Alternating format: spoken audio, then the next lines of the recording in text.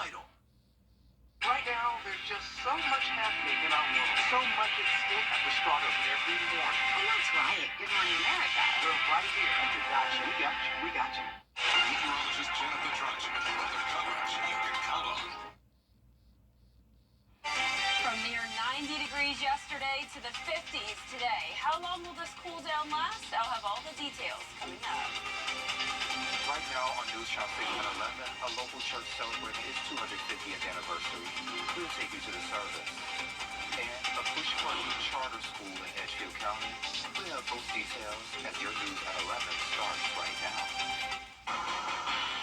Live from Television Park, this is WJBF News Channel 6 at 11. And good evening. Thank you for joining us for News Channel 6 at 11. I'm Sean Gavage-Stock. Coverage you can count on begins with a shooting at a local gas station in Richmond County.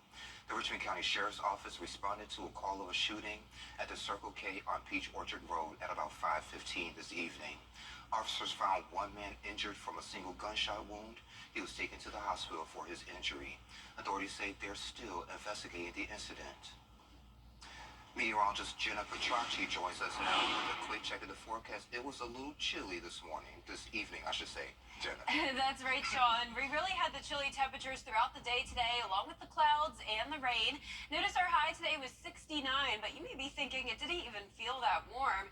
And that's because that high technically happened at 2 in the morning, and ever since then, the temperatures really tumbled. So throughout the afternoon, we were really only in the 50s, similar to what our low was today. That was pretty much what we had in the afternoon, 53 degrees with 0.27 inches of rain in Augusta. The temperature change map is very drastic. 26 degrees cooler in Augusta compared to this time yesterday. 24 degrees cooler in Aiken. That puts us in the upper 40s through mid-50s. 49 in Augusta, 55 in Louisville, Aiken at 51. Barnwell, you're at 54. 56 in Gibson, and 53 now in Edgefield. Winds are coming in from the north. That's bringing in the cooler air, but the winds are very light. Pretty much everyone under 5 miles per hour. So dry this evening. We are done with the rain. Here's our Terry Lambert Hyundai Skyview cam over at Washington Road. Notice all that rain off the coast now with the cold front moving out and high pressure moving in. Now it is possible we'll have a few showers tomorrow morning, but for the most part, a dry start to the day, starting out with the clouds, and then those clouds will clear as the temperatures will be sitting in the upper 40s. Here's that Earth Day forecast for tomorrow, topping off at 67 degrees, so a bit warmer than it was today, with just a few showers, as I mentioned, possible in the morning, but we'll be back to beautiful sunshine in the afternoon. Now, coming up, I'll have more details on the forecast for the entire week ahead, but back to you, Sean. All right, Jenna, thanks. Earth Day is this week, and soon Augusta will celebrate all things sustainable. Earth Day in Augusta is Saturday, April 27th from 10 until 3 over at the Finnessy Swamp Nature Park. It's being sponsored by the City of Augusta, Augusta University, and the Finnessy Center. If anything, they'll get out of it that the whole purpose of what Earth Day is, right? It's just a movement of we need to safeguard our resources. We only have one Earth, and we've got to share it with everybody. Yes, we do, and the event is free, and you're invited. A historic Baptist church in Martinez celebrating its 250th anniversary. News Channel 6's Isabella Moody has more from the Columbia County Performing Arts Center. Abilene Baptist Church was formed 2 years before the United States in 1774. And now, many generations later, members are happy to be celebrating its continuing legacy. Started off in a little bitty one-room cabin off of Old Petersburg Road, moved up in the 1800s to off of Old Evans, a little community in those days called Abilene. We started off as Reeds Creek Baptist Church, and when we moved up to the community of Abilene, became the Church at Abilene. And then in the 20th century, moved up to where we are now on Washington Road. And then, of course, in recent years, we've opened up a new campus out in West Columbia County, currently meeting at the Harlow Middle School. Members have found a home at Abilene and be a part of this celebration. Very thankful, because without this church, I wouldn't have met my wife. Without this church, I wouldn't have turned my life around. I wouldn't be doing the greater good for God. You know, I'm just so thankful that this church saved me when I needed saving. It's really exciting to be a part of something like this. It's not every day you can be a part of 50 years. But yeah, it's really interesting to see the growth of Abilene and from West Campus and now. Pastor Brad Witt and his congregation are thankful for what the Lord has done for them and looking forward to many more years to come. It's absolutely phenomenal. It's all because of Him. It's all because of the Lord above us that we're able to do all of these great things. We're celebrating what God has done, is doing, and wants to do in the future. Thankful for all the support of the community, how we get a chance to share back and give to the community, and looking forward to, give the Lord tarries, another 250 years. Abilene Baptist was awarded commendation from Governor Kemp, a flag presentation, a resolution presentation, and a plaque presentation. Former pastors were also recognized at today's celebration. In Evans, Isabel Moody. All right, Isabella, thank you. We're focusing on the big issues here in Georgia on the next edition of the Means Report. Governor Brian Kemp is our special guest. He's been in our area quite a bit lately, and he'll talk about the new hospital being built in Columbia County. And he also brings us up to speed on efforts to hold prosecutors accountable. And he talks about his proposed budget. The financial plan includes an increase of $1.4 billion for education. Well, we've raised teacher pay again this year, another $2,500. So in just a little over 5 years since I took office, we've raised teacher pay $9,500 once I sign this budget, and that goes into effect on July 1st of this year. So we continue to try to help keep our best and brightest in the classrooms, and simply to just say thank you to our teachers. They have been through a lot, especially during the pandemic, but also coming out of the pandemic. And we will also talk about Club Car, concert promoters, and Donald Trump. Don't miss Georgia Governor Brian Kemp on the Means Report Monday afternoon, 12:30, right here on News Channel 6. Fox Creek High School is taking on an exciting adventure as they renew plans to build a much-anticipated middle school. It'll be at the corner of Shortcut and Stevens Roads. It's next to the high school, so students can transition smoothly. I think the concern for most parents is, well, we've made the decision to send our high schooler here. How do we get our middle schooler into that system? Aiken and Edgefield counties are seeing significant growth. Leaders want to establish a permanent middle school that minimizes the need for future expansion and stays ahead of development. The plans were years in the making. We have a handful of teachers here who were at middle schools, and they said, number one, keep 6th, 7th, and 8th grade separate. The new building will have space for 600 students from across South Carolina. The exact educational programs and curriculums are still under development. So we created 3 halls with a general common space where they would do lunch, and then we've got a gym, a media center, and some other labs in connectivity with it. Middle schoolers can check out programs like drama, art, and band at the high school, and maybe even join in later. And that's where I think their success begins to grow. We tell this to every family who comes in, get your child involved in something. But if they're involved, they now feel like they take ownership of their educational opportunity. Fox Creek High School is completing its application to the USDA Office of Rural Development for $200 million in funding. And once the funding is approved, the project will move forward with detailed planning and construction. Leaders hope to have the new school open in 2027. $1.8 billion South Carolina state lawmakers found in a mystery. We have a brief cool down happening now, but it won't last for very long. By the middle of the week, we'll be back to sunshine, we'll have warm temperatures again. And then as we go into the end of the week, a little bit more cloud cover moving in, but little to no rain in the forecast. All those details right after the break. 6 mobile app is now even better. Download it today. Hardee's 2 for $5 breakfast bake goodness into your morning. Choose a biscuit with sausage and egg, biscuit and gravy, or a country fried steak biscuit. Any 2, just $5. Hardee's, goodness in the making. Get exclusive offers on the Hardee's app. The Live Viper 6 Skyview Network, sponsored by Terry Lambert Hyundai. Now, your most accurate forecast with WJBF Live Viper 6. Welcome back. It was a pretty chilly day, you could say. It was definitely much cooler than Saturday when we were near 90 degrees. Today, we really only topped off in the 50s. It was cloudy. It was wet. Now we're drying out. The clouds are still sticking around, and the temperatures will be cold when you're headed out the door tomorrow morning. Here's a look at our Terry Lambert Hyundai Skyview cam in Aiken. We've already fallen into the upper 40s. Winds are calm. Visibility is a little bit low with the cloud cover, and all across the southeast, the temperatures are pretty much in the 50s. Augusta and Charlotte, some of the chilliest spots. Still warm down in the Florida Peninsula as expected in the 70s. Pretty consistent temperatures here in town with the exception of Augusta. As usual, a little bit cooler.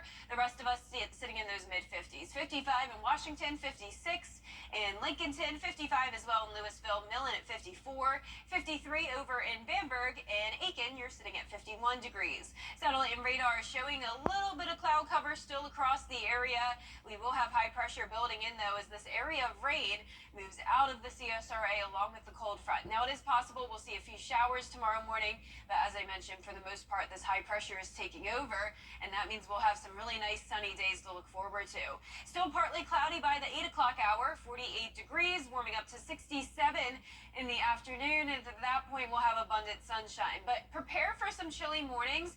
40 degrees for your Tuesday. Some of us will be falling into the upper 30s for the first time in a while. Notice the average low for this time of the year is 52 degrees, so 30s are definitely out of the ordinary. And our average high temperature at this point is 80 degrees. So even though it will be warm this week, we'll stay below average. The warmest day will be Wednesday at 79, at least for the work week. And then as we go into the weekend, I'm forecasting low to mid 80s for both your Saturday and Sunday. The good news is that all the rain today helped clear out the pollen, at least a little bit. Unfortunately, the levels still aren't low, but we'll take it. Medium levels all throughout the week. Here's our futurecast tomorrow at 5 a.m. Still a pretty cloudy start. Now, it's possible that we'll have some showers pop up between the hours of, say, 6 to 10 a.m. All of this very light rain, and it will move out quickly. Then by, notice, 6 o'clock Monday evening, pretty much all just sunshine with a northerly wind coming in, dropping those temperatures for our Tuesday morning. But those winds will quickly shift coming in from the south by Wednesday ahead of this cold front, and that's why we'll be warming up so quickly. And then eventually this front will bring us a little bit more cloud cover, but really not seeing much rain in the forecast this week. Lows tonight in the upper 40s, some of us around 50 degrees. Highs tomorrow will be in the mid to upper 60s with those clearing skies. Here's that 10-day forecast. Plenty of sunshine throughout the week as those temperatures climb into the 70s. 74 for your Tuesday afternoon after a chilly morning. 77 by Thursday, becoming partly cloudy Friday. Saturday, mostly cloudy, but warming up into the 80s. And it's possible we could see a few showers here and there, but for the most part, keeping those rain chances under 20%. All right, Jenna, thank you. And an influx of cicadas are springing up this year. For the first time in 200 years, two different broods of cicadas will be emerging at the same time. The great southern brood cicadas emerge every 13 years. Those are the ones we'll see here. And the other one is the northern Illinois brood, and they emerge every 17 years. States further north will see those. They will be emerging along with the annuals, the yearly cicadas we see every year, but don't worry, because they can cause no harm. They do not have a mouth that can bite you. So if one does land on you, you can just gently brush it off, or you can take it to a tree, and there will be nothing bad coming of them interacting with you. They don't harm our pets. They don't mess with our gardens. They generally are beneficial because they are a really great food for all different types of animals. And the last time this type of emergence happened was back in the early 1800s, and the next time it will happen would be in 2245. And guess what? You can do just about anything with them. You can fry them, roast them, and even dip them in chocolate. Coming up, former President Donald Trump's criminal trial begins tomorrow. And coming up, we'll check in on the RBC Heritage Golf Tournament, and the Augusta Green Jackets look to earn a win over the Carolina Mudcats during their final game of their series. Our beloved assistant sports director, Kira Goldstein, has sports next. Go!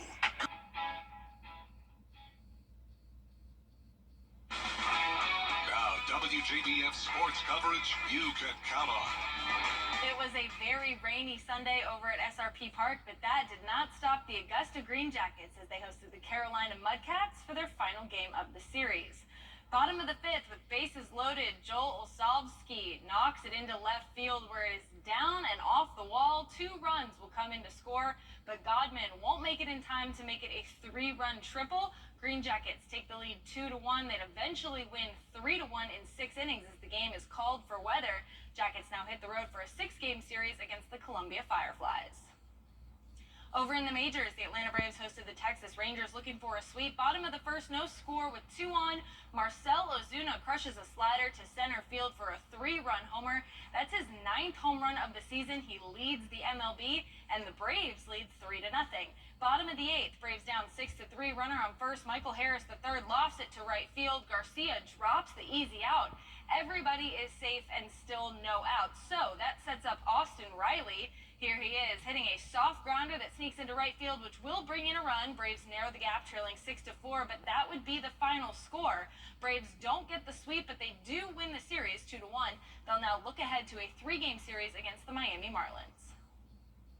Out on the links, Nelly Korda made LPGA history after winning the Chevron Championship. The victory gives her 5 consecutive wins on tour, which ties the LPGA record, and it gives her 2 career majors. She also followed up her big win with a spectacular cannonball into the lake. A huge congrats to Nelly Korda. Over in the final round of the Corrales Punta Cana Championship, Augusta resident Wesley Bryan finished second at 21 under par after shooting a 4 under 68 on the day. He finished right behind Billy Horschel, who set the tournament course record at 23 under. A great tournament all around, and a huge congrats to Wesley Bryan. Over at the RBC Heritage, Sunday was the final round, and world number 1 Scottie Scheffler came into the day as the leader at 16 under. That's his second shot on the par 5 second hole. It'll roll way past the green into the rough, and that sets Scheffler up for a chip shot. In true Scottie style, he finds the perfect line and sinks it. With an eagle on 2, Scheffler extends his lead to 18 under, but he would only get through 11 holes before the horns would blow to suspend play due to weather. The round would be delayed for over 2 hours, and after it resumed, Scottie didn't quite come out as hot as he thought he would. His second shot on the par 5 15th lands right in the water, opening the door for the competition. Scheffler in a little bit of trouble for the first time all around, but after his approach shot, Scheffler with the 11-foot putt to save par. He puts it right down the middle. Scheffler is safe again at 20 under, making it through 15 holes before play was suspended due to darkness. The round will resume Monday morning. So with that, let's get a visual of the leaderboard. Scheffler currently at the top, 5 strokes ahead of a host of golfers, including Wyndham Clark and round 1 leader JT Poston. Former Georgia Bulldog Sepp Straka slipped to 9th after shooting 2 over on the day, and his former teammate Russell Henley moved up the board into 12th at 11 under. Now, as I mentioned, play will resume on Monday morning as Scottie Scheffler is looking to become the first golfer since Tiger Woods in 2006 to win a major and then follow it up with a PGA Tour win the following week. We'll hopefully have some more updates for you on Monday. We're looking forward to seeing who wins the 2024 RBC Heritage. That does it for sports. Sean, we'll send it back to you. As always, Kira, thank you. Coming up, how some TSA members celebrated a K-9's retirement. We have that story after the break. In the making. Get exclusive offers on the Hardee's app. And I love a good dog story. TSA members at the Ronald Reagan National Airport in Washington celebrated one of their K-9 dogs' retirement in a fun way. Mead Misi, he was the longest-serving explosives detective dog at the airport. After a busy day, the 8-year-old Labrador received a shower of tennis balls to play with.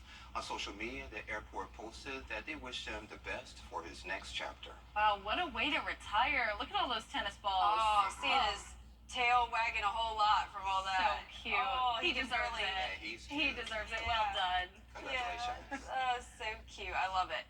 Our forecast looks pretty warm this week after a brief cool down. We will have some chilly mornings in the 40s for the next few days, but our highs will make it back into the 70s starting on Tuesday. Lots of sunshine, more clouds to end the week. Thank you for joining us. Have a great week. Love you, Mama. Love you, Sean's mom.